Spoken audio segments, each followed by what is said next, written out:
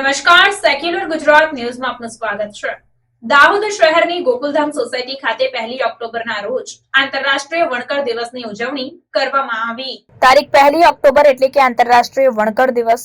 આંતરરાષ્ટ્રીય વણકર દિવસ નિમિત્તે દાહોદ શહેરના ગોકુલધામ સોસાયટી ખાતે સૌ મહાનુભાવોની હાજરીમાં વણકર દિવસની ઉજવણી કરવામાં આવી હતી, જેમાં સૌ પ્રથમ બાબા સાહેબ આંબેડકરજીની પ્રતિમાને તેમજ 32 લક્ષણા વીર મેઘની પ્રતિમાને દીપ પ્રાગટ્ય કરી પુષ્પમાળા અર્પણ કરવામાં આવ્યા।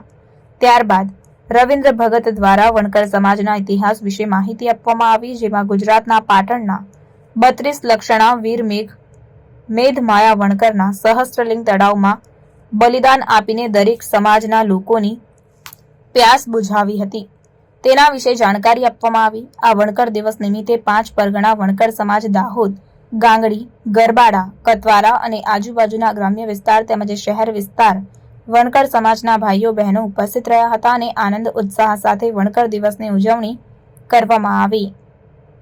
રિપોર્ટર નરેશ કતિજા સાથે cameraman Jaymin Bhabhor, secular Gujarat news, Dahod.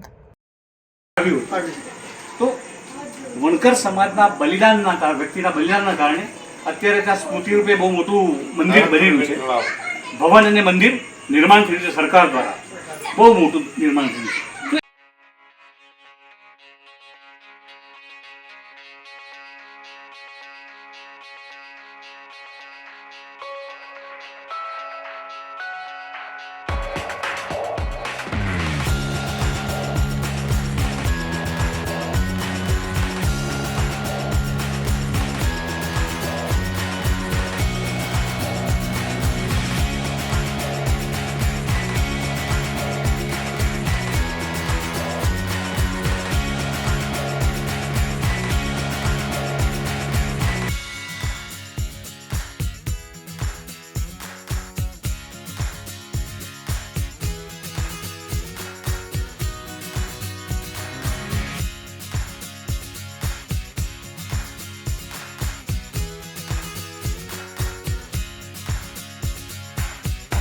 સમાચારોની અવનવી અપડેટ્સ માટે જોતા રહો સેક્યુલર ગુજરાત ન્યૂઝ।